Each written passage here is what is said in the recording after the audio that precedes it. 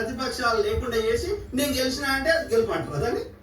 సమబుజ్జే కొట్లాడితే ఇద్దరు ఈక్వల్ స్ట్రెంగ్త్లతో కొట్లాడితే అప్పుడు నువ్వు గెలిస్తే ధర్మ విరుద్ధంగా అప్పుడు గెలుపు అంటారు దాన్ని. దాంట్లో అతృప్తి ఉంటుంది. ప్రజలు నీ మీద ప్రేమతో ఓటేస్తే మోసం చేస్తే అది ఎట్లా గెలుపు అవుతుందిరా? ఆలోచించగలుగుతున్నారా దయచేసి? ఓకే, ఇది కాకుండా ఈవీఎంలను తెల్లారి ఈవీఎంలు ఎత్తుకుపోతారు, రిప్లేస్ చేస్తారు. అట్లా ఎన్నో సార్లు దొరికినాయి. ఇలా దొరుకుతున్నాయి, ఇజ్జత్ పోతుంది అని చెప్పి ఇప్పుడు అట్లా కాకుండా ఏం చేస్తారు? ఈవీఎంలలోనే అక్కడ పైన సాఫ్ట్వేర్లోనే మోసం చేస్తారు. ఈవీఎంలు రిప్లేస్ చేస్తే ప్రజలు దొరకబడుతున్నారు. దీన్ని చేసినాక ఎట్లా గెలుపుతారు? మొత్తం ఓటర్లని చెల్లకుండా చేసినాక అది కాకుండా పర్సెంటేజ్లు తప్పు చెప్తున్నారు. ఇన్ని రకాలుగా ఎన్నికల కమిషన్ మోసాలు, ఇక ప్రతిపక్ష నేతల మీద సిబిఐ ఈడీ దాడులు చేస్తారు. ఇలా కేజ్రీవాల్ని ఎన్ని రకాల ఇబ్బంది పెట్టిండు, ఎన్ని రోజులు జైల్లో పెట్టిండు. మరి ఒక్క బీజేపీ నాయకుడు కూడా తప్పు చేయలేదా? ఎలక్టోరల్ బాండ్స్ మోసం కదా? చెప్పండి. ఇలా గాలి జనార్దన్ రెడ్డి మీద ఎన్ని కేసులు ఉన్నాయి? ఎందుకు తీసుకున్నావు బీజేపీలకి? కాదు, బీజేపీలో ఉన్న వాళ్ళంతా చొక్కపోళ్ళు, వేరే పార్టీలు ఉంటేనేమో సిబిఐ ఈడీ దాడులు చేస్తావు, మోసగాళ్ళు అంటావు. మరి ఆ మోసగాళ్ళని నువ్వెందుకు తీసుకుంటావు? మరి తీసుకున్నాక కేసులేవి అంటే వాళ్ళని బెదిరించి సిబిఐ ఈడీ అని బెదిరించి మీ బీజేపీలో జాయిన్ చేసుకుంటున్నావు అంటే అర్థమైంది. ప్రతిపక్షాలు బలహీనం చేస్తున్నావు. ఎందుకంటే పైసలు ఉన్నోళ్ళు, మోసం చేసిన దగ్గర పైసలు ఉంటాయి. పైసలు ఉన్నోని నీ దగ్గర తెచ్చుకుంటున్నావు అంటే ప్రతిపక్షాల దగ్గర పైసలు లేకుండా చేస్తున్నావు. ప్రతిపక్షాల దగ్గర గట్టి నాయకుడు లేకుండా చేస్తున్నావు. మధ్యప్రదేశ్ లో జ్యోతిరాజ్ సింధియా తీసుకున్నావు. ఆడ కాంగ్రెస్ ని బలహీనం చేసినావు. బలహీనం చేసి వాడు లేడు, కాంగ్రెస్ లేదు అంటే ఎట్లుంటదిరా? వాళ్ళున్న లీడర్లను తీసుకోబడుతుంది. వాడి మొన్న సెంట్రల్ కేంద్ర ఎన్నికలు అప్పుడు ఏం చేసినావు? కాంగ్రెస్ ప్రభుత్వం అన్ని అకౌంట్లు ఫ్రీజ్ చేసినావు. ఎందుకు చేసినావు అంటే వాడు ఎన్నికల్లో పైసలు ఖర్చు పెట్టవద్దు, నువ్వు పంచాలి కానీ వాడు పంచవద్దు. పంచకపోతే పంచడం కోట ఎత్తు రెడ్డి జనాలు. అట్లా అధికారంలోకి వస్తున్నావు, దోసుకుంటున్నావు. నువ్వు పంచేది 10 రూపాయలు 20 వేస్తున్నావు. మొత్తం ఈ 5 ఏళ్లలో మొత్తం అడక తినేటట్టు చేసి పేదోని చేసి 5 కిలోలు బియ్యం ఇస్తా ఏం బాధపడకని చెప్తున్నావు. మేము అట్లా కాదురా, నీకు మంచిగా చేస్తారా, మీ బతుకులు మారుతారా అని మేము మోసుకుంటున్నాం. నువ్వు పోల్ మేనేజ్మెంట్ చేసి గెలిచే ప్రయత్నం చేస్తున్నావు తప్ప ప్రజలకు ఇది చేసినా ఏమైనా ఉన్నదా? డే టు డే సమస్య మీద ఇన్నేళ్ళైంది, 11 ఏళ్ళైంది. ఎన్నిసార్లు వచ్చిండు? ఒక్కసారి కూడా రాలేదు ప్రెస్ కాన్ఫరెన్స్ మోడీ. ఎవడో స్క్రిప్ట్ రాసిస్తే వాడు నువ్వు మామిడికాయ గుంజుకొని తిన్నవా, చీక్కొని తిన్నవా, నాక్కొని తిన్నవా అని అడుగుతాడు. అక్షయ్ కుమార్ అడుగుతాడు. వాడు జర్నలిస్ట్ అక్షయ్ కుమార్. వాడికి అక్షయ్ కుమార్కి ఏ ప్రజా సమస్య మీద అవగాహన ఉంది? జర్నలిస్టుని తీసుకురా, ఒక ఐఏఎస్ అధికారిని తీసుకురా, ఒక ప్రతిపక్ష నేతను తీసుకురా, సమూహజీలతో చర్చ చేయి day to day public issues మీద. అట్లా కాదు. ఎవడు సినిమా వాళ్ళు మామిడికాయ వాడు గుంజుకొని తింటేది, పీక్కొని తింటేది, తోక్కొని తింటే మనకేది అన్నం అనేది ఎవడైనా తినకపోతే బతకారు కదా. అది కూడా ప్రశ్నలా? అన్ని స్క్రిప్ట్ రాసి దానికి తగ్గట్టుగా ఏమన్నా ఒక్క దాని మీద సబ్జెక్ట్ మీద నాలెడ్జ్ లేదు. ఈ విషయాన్ని గ్రహించారు ప్రపంచ నేతలు. అందుకని మోడీని పిలుస్తలేరు. ఫస్ట్ టైం ట్రంప్ కానీ బైడెన్ కానీ మిగతా పిలిచారు. కానీ వీడు ఎడ్డినా కొడుకున్నాడు, వీడికి ఏ విషయం మీద అవగాహన లేదు, అది మా ఇజ్జత్ పోతుంది, వీళ్ళు పిలిస్తే అని పిలుస్తలేరు. ఎవడు పిలిపిస్తలేడు. ఎట్లా ఇస్తారు? డాక్టర్ మన్మోహన్ సింగ్ గారు లాంటి వాళ్ళకి ఒక ప్రతి విషయం మీద అవగాహన ఉంది. ఒక మన ఇజ్జత్ ఎట్లా ఉంటుంది? చిన్న కొలంబియా దేశపోడు ఏమంటున్నాడు? అరే వాడు ఎంత సౌత్ అమెరికాలో చిన్న దేశం, మన దేశంతో పోలిస్తే చాలా తక్కువ జనాభా, వాళ్ళ ఆర్థిక వ్యవస్థ అన్ని తక్కువ. అయినా సరే అంత పెద్ద అమెరికా వాళ్ళకి భయపడతలేడు. నువ్వు టారిఫ్ పెడతా, నేను టారిఫ్ పెడతా అంటున్నాడు.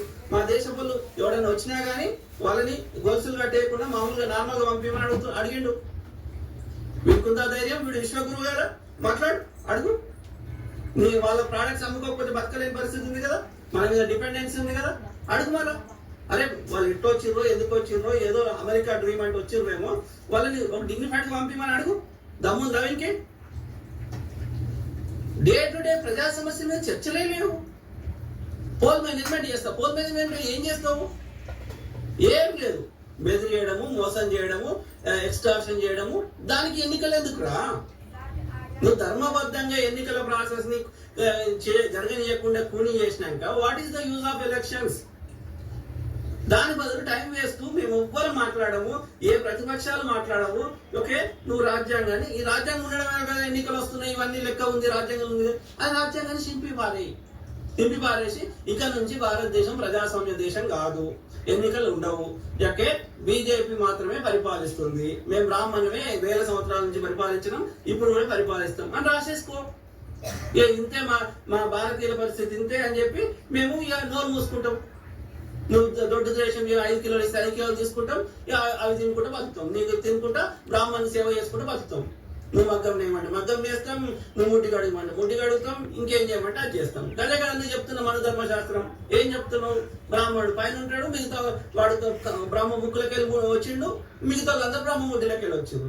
కాబట్టి ముక్కులకి వెళ్ళి వచ్చినాక ముడ్డిలోకి వెళ్ళి వచ్చిన సేవ చేయమని చెప్తున్నావు, అంతే కదా? చేసేసే రాజ్యాన్ని నింపేసే. నువ్వు ఎందుకంటే వేల సంవత్సరాలు అదే చేసినాం, ఇప్పుడు కూడా అదే చేస్తాం. ఎందుకంటే నువ్వు అమ్మ ముక్కులకి వెళ్ళి వచ్చినావు కదా, మేము కింది భాగాలకి వెళ్ళి వచ్చినాం కదా. ఆధారం చూపెడతావా? బ్రహ్మ ఏడున్నాడో చూపెడతావా? పోదాం పద, రాకెట్ తీసుకుందాం, స్పేస్. ఇప్పుడు స్పేస్ టెక్నాలజీలో ప్రపంచం కాదు, యూనివర్స్ ఎక్కడికైనా పోదాం, చూపెట్టండి బ్రహ్మ ఏడున్నాడో. ప్రజలకు పిచ్చిలే పాలే, లేని దాన్ని తిమ్మిని బమ్మిని చేసి దోసుకోవాలి. నీ తోటి దోసుకొని నువ్వేం చెప్తావు? నువ్వు కూడా ఉండవు కదా పిచ్చినా కొడుక. ఆలోచించగలుగుతారా? ఎంతమంది ప్రతిపక్ష ముఖ్యమంత్రులతో సహా జైల్లో పెట్టిండు. వాళ్ళ మీదకి పొద్దుగా వేస్తే బురదలుడు. వాడు ఎన్ని చేసినా వాడు చేయలేదు అంటాడు. వీడు మాత్రం ఒక్కటి చేయడు. వాడు చేసే ప్రయత్నం చేస్తుంటే వాడి మీద బురదలుతాడు, వాడు చేయనియాడు, వాళ్ళ పైసలు లేకుండా చేస్తాడు. ఇట్లా చేసినాక ఎట్లా గెలుస్తాం రా? ఇప్పుడు ఆంధ్రప్రదేశ్కి 4 లక్షల కోట్లు ఇస్తాడంట, మరి తెలంగాణ ఏం పాపం చేసిందిరా? ఎందుకంటే ఇక్కడ కాంగ్రెస్ ఉంది కదా. కాంగ్రెస్ ఉంటే తెలంగాణ ట్యాక్స్ కడతాడు మోడీకి. భారతదేశంలో భాగం కాదా ఇది? కట్టం మళ్ళా. నువ్వు మాకేమి చేయకపోతే ఆంధ్రప్రదేశ్కి ఇస్తే వాళ్ళు ఒక్కనే ట్యాక్స్ కట్టు, మేము కట్టాం, మేము భారతదేశంలో ఉండం అంటే వాడు ఖలిస్తానంటాడు, వాడిని ఇబ్బంది పెడతాడు. నీ కోటి అయిపోతే వాడు ఖలిస్తానీ అయిండు, వాడు కాంగ్రెస్ అయిండు, వాడు ముస్లిం అయిండు, వాడు గొర్రె బిడ్డ అయిండు. నీ కోటి వేస్తే వాడు మంచోడు అయిండు. ఏందిరా ఇది? కరెక్ట్ కాదు. 1% కూడా అది మేక్స్. అది ఎక్కడో చోట మనిషికి హరాస్ చేయడము, ప్రతిపక్షాలని చంపడము, అరెస్టులు చేయడము, సోషల్ యాక్టివిస్టులని, కమ్యూనిస్టులని, కాంగ్రెస్ వారిని, ప్రతిపక్షాలని, జర్నలిస్టులని, అందరినీ ఎంతమంది జైలు పెట్టింది? ఇప్పుడు ఎంతమంది మగ్గుతారు? ఇప్పటికీ ప్రొఫెసర్ సాయిబాబా లాంటి వాళ్ళు ఎంతమంది ఇప్పుడు జైల్లో ఉన్నారు, ఉండి చచ్చిపోయినారు. ఇప్పుడు నక్సలైట్లు వాళ్ళని ఏరి పారేస్తా. మరి ఆర్ఎస్ఎస్ దగ్గర ఎందుకుంటాయి రాయదాలు? అంటే న్యాయం మాట్లాడినని చంపేస్తా. బతుకు. ఇంకా అది కాకుండా గోధి మీడియా, ఇక నేషనల్ మీడియాలు అన్నిట్లలో బీజేపీ వాళ్ళే పెట్టుబడి, అదాని అంబానీ పెట్టుబడులు పెట్టేశారు. దేశ పైసలని అదానికి ఇస్తాడు, అదాని అంబానికి ఇస్తాడు. వాళ్ళు 1%, 2% మీడియా సంస్థలని వాళ్ళ చేతిలో పెట్టుకున్నారు. కానీ బీజేపీ మీడియా సంస్థలు, బీజేపీ ఎన్నికల కమిషన్, బీజేపీ సిబిఐ, బీజేపీ అనుబంధ సంస్థలు, ఇవన్నీ అవి ఇండిపెండెంట్ పని చేయాల్సినవి. కోర్టులలో మళ్ళీ పనిచేసేటోడు ప్రధాన న్యాయమూర్తులు మళ్ళా బాపనోడే. అంటే అది దాని కంట్రోల్. ఇక ఏ వ్యవస్థని పనిచేయనిస్తలేవు,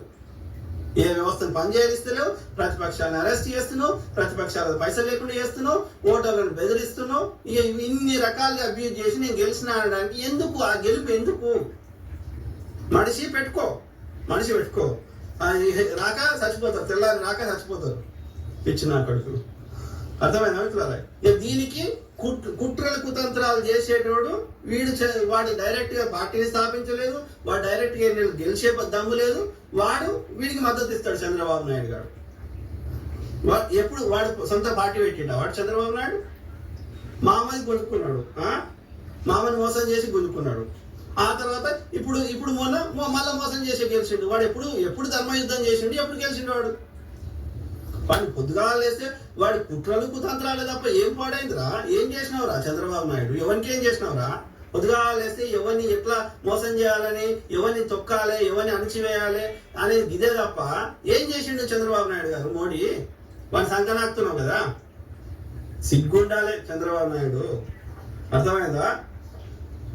ఇంకా అదే వాళ్ళు బేసికల్ గా ఏం బీజేపీ వాళ్ళు చేస్తుంది పోల్ మేనేజ్మెంట్ తప్ప ప్రజలకు చేస్తా అనేటువంటిది అది లేనే లేదు.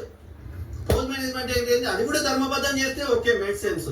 ప్రజల్ని అడుగుతున్నావు, వాళ్ళకి బతిలాడుతున్నావు, ఇంకోటి చేస్తున్నావు అంటే అది వేరు. కాదు, ప్రతిపక్షాలు లేకుండా చేయడము, వాళ్ళని రానియకపోడు, ఓటర్లను బెదిరించుడు, మొత్తం A to Z అబ్యూజ్ చేయడం, ఇంతకుముందు చెప్పినాయని.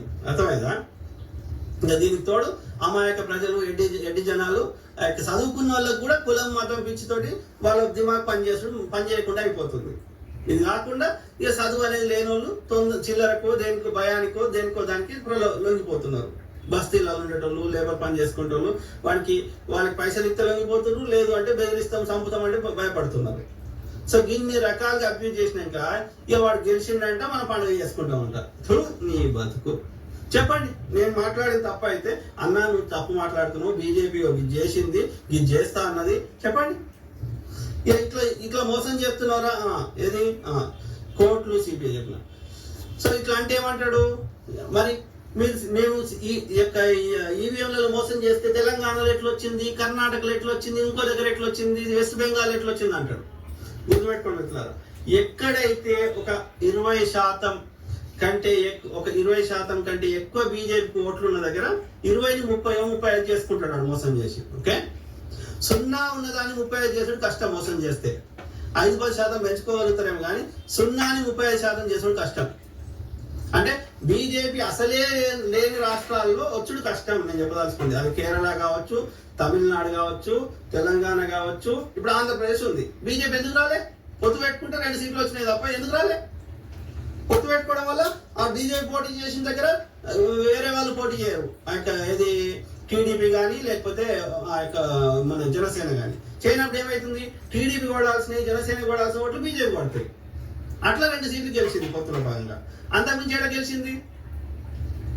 ఎక్కడైతే ఒక 20% ఓట్లు బీజేపీకి అక్కడ లోకల్లో ఉన్నాయో అక్కడ 20ని 30-35 మోసం చేసి ఆ 15% పెంచుకుంటున్నాడు.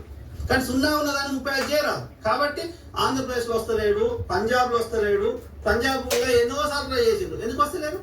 కర్ణాటకలో అది ఒకసారి కులం బేస్డ్ మీద మోసం చేసిరు, వచ్చినాక మొత్తం దోసుకున్నారు. కాబట్టి అక్కడ కర్ణాటక ప్రజలు కూడా ఓటేస్తలేరు, తెలంగాణలో వస్తలేరు, తమిళనాడులో వస్తలేరు, కేరళలో వస్తలేరు. ఎందుకంటే అక్కడ బీజేపీ లేదు కాబట్టి, అసలే లేదు కాబట్టి. మిగతా దగ్గర 20% ఉన్న దగ్గర పెంచుకోండి, మోసం చేస్తున్నారు. మిగతాది ఇంతకుముందు చెప్పిన అన్ని రకాలుగా మోసం చేసి గెలుస్తున్నారు. కాబట్టి మాకు అసలే లేని దగ్గర నువ్వు మోసం చేస్తే తెలిసిపోతుంది. కాబట్టి అక్కడ వస్తలేవు. 10-15% మోసం చేస్తే అది ఏర్పడకుండా చేస్తున్నావు. అర్థమైందా? ప్లస్ ఎక్కడైతే అనుమానం వచ్చే విధంగా ఉంటే మోసం తక్కువ చేస్తున్నావు, లేకపోతే చేస్తలేవు. అనుమానం రాకుండా ఉండే విధంగా ఉంటే మోసం చేస్తున్నావు.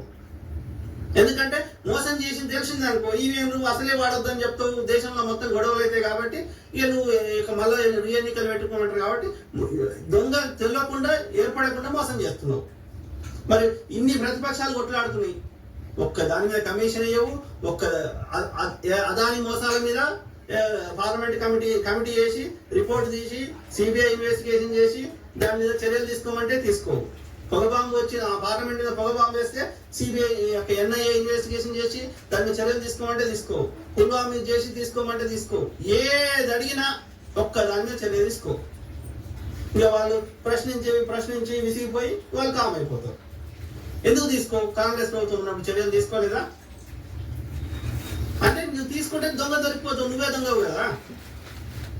ఇప్పుడు మహారాష్ట్రలో మొన్న ఏది ఎన్నికల కమిషన్ మీద మొత్తం బయట పెట్టి డేటా అంటే పెడతాడు, ఆర్టీఐ వేస్తే డేటా ఇవ్వడు.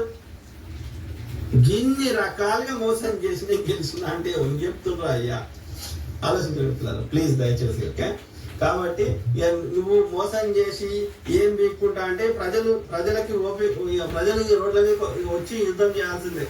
There is no alternative. ఎందుకంటే ప్రతిపక్షాలను బలహీన ఒప్పుకొని రాహుల్ గాంధీని మీద బుద్ధ అవుతున్నావు, ఆయన పప్పు అంటున్నావు, ఇంకోటి అంటున్నావు. ఉద్ధవ్ ఠాక్రే శివసేన ఎంత గట్టి కొట్లాడిందిరా, ఆమ్ ఆద్మీ పార్టీ ఎంత గట్టి కొట్లాడిందిరా బీజేపీ తోటి, వెస్ట్ బెంగాల్ మమతా బెనర్జీ ఎంత గట్టి కొట్లాడిందిరా, స్టాలిన్ ఎంత గట్టి కొట్లాడిందిరా. ఎవరన్నా బతకనిచ్చినవా? జార్ఖండ్ ఎంపీ ముఖ్యమంత్రి హేమంత్ సోరెన్ ఎంత గట్టి కొట్లాడిందిరా. గట్టి కొట్లాడితే ఏం చేస్తున్నావు? వాళ్ళు జైలు పెడుతున్నావు. గోధి మీడియాలో పొద్దుగాలు వేస్తే వానికి బురద వెళ్తున్నావు, వాని పార్టీ వాళ్ళని వానికి కొట్లాడ పెడుతున్నావు, వాని పార్టీ వాళ్ళతోటి వాళ్ళ చిల్లర తీసుకుంటున్నావు, లేకపోతే వాడిని బెదిరిస్తున్నావు, వాని పార్టీ వాళ్ళని వాళ్ళకి కొట్లాడ పెడుతున్నావు, పార్టీ మీద విరక్తి వచ్చేటట్టు చేస్తున్నావు. వాడు కరప్షన్ చేసిన వాడిని గురిదవుతున్నావు. అది కాకుండా వాళ్ళ ఎమ్మెల్యేని కొనుక్కుంటున్నావు, వాళ్ళ నాయకులని బెదిరించో, మన పార్టీలను జీల్చో, నీ బీజేపీలో జాయిన్ చేసుకుంటున్నావు. ఆడ ఎన్సీపీని జీల్చినావు మహారాష్ట్ర ఎన్నికల ముందు, ఈడ ఇది శివసేన జీల్చినావు. ఎప్పుడు గెలిచినావు నువ్వు? ఇన్ని మోసం చేసినాక నేను గెలిచినా అంటే ఇప్పుడు కాంగ్రెస్ వాడిని పప్పు అన్నావు. రాహుల్ గాంధీ ఆడ దేశమంతా తిరిగిండు, ఆడ 5,000 కిలోమీటర్లు తిరిగిండు. అట్లనే ప్రతిరోజు ప్రెస్ కాన్ఫరెన్స్కి వస్తాడు, 100 మంది విలేకరులు అడిగిన సమాధానం చెప్తాడు. ఈ అసలైన నిప్పుగాడేమో ఎప్పుడు ప్రెస్ కాన్ఫరెన్స్ వాడు చెవులను పెట్టుకొని ఆడో చెప్పిన దానికి రిపీట్ చేస్తాడు తప్ప వాడేమో పప్పు అయిపోయాడు. పోనీ ఆడ పప్పు కాబట్టి ఆడొత్తలేడు. మరి మిగతా వాళ్ళైతే గట్టిగా కొట్లాడుతున్నారు కదరా.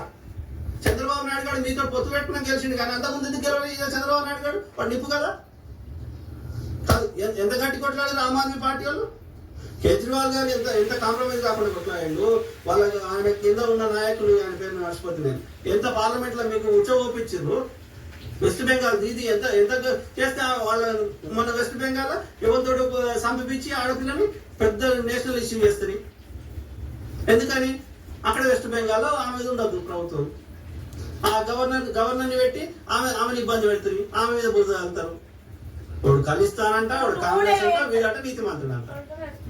గిన్ని రకాలుగా అబ్యూజ్ చేసినాక, గిన్ని రకాలుగా ఇబ్బంది పెట్టినాక ఎవరు తట్టుకుంటారు? ఒక కేంద్ర ప్రభుత్వం ముందట అన్ని లక్షల కోట్లు ఇది బడ్జెట్ పెట్టుకొని 180 లక్షల కోట్లు అప్పు చేసి ప్రభుత్వ రంగ సంస్థలు అన్ని అమ్మి, ఇంకా అని కాకుండా అదానీలు, అంబానీలు, దేశంలో ఉన్న ధనవంతులందరి పైసలన్నీ నీ గుజరాత్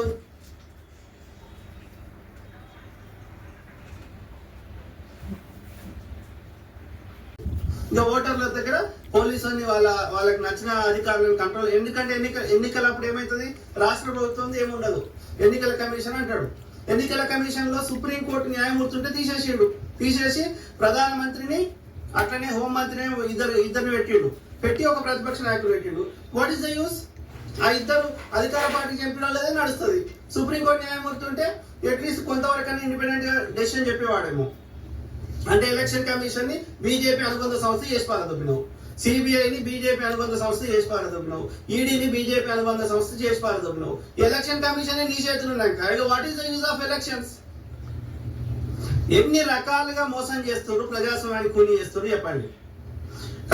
బీజేపీ అధికారంలోకి వచ్చినప్పుడు ఎన్ని రాష్ట్రాల్లో వేరే బీజేపీ కాకుండా కాంగ్రెస్ కానీ మిగతా పార్టీలు ఉంటే బీజేపీ వ్యతిరేకించే పార్టీలు, మరి ఇవాళ ఎందుకు ఉంటలేవు? మొన్న ఆంధ్రప్రదేశ్ ఎన్నికలలో అనంతపూర్ లో మొత్తం అక్కడ ఊరళ్ళంతా వైసీపీకి వేసారు ఓట్లు, కానీ ఒక్క ఓటు కూడా రాలేదు. వాళ్ళ కుటుంబ సభ్యులు వైసీపీ నాయకుడు కుటుంబ సభ్యులు కూడా వైసీపీ నాయకుడు ఓటు రాలేదు. మన మహారాష్ట్రలో అదే పరిస్థితి. ఇక మోసం చేసినాక ఎన్నికల ఓటింగ్ పర్సెంటేజ్ తెల్లారి మర్నాడు దాకా చెప్పారు. అప్పుడు చూస్తేనేమో 53% ఉంటుంది, 3 గంటల దాకా. తెల్లారి చూస్తే 90%, 80% ఉంటుంది. ఇక మోసం చేసినాక ఎన్నికలు ఎందుకు? వాట్ ఈస్ ద యూస్ చెప్పండి.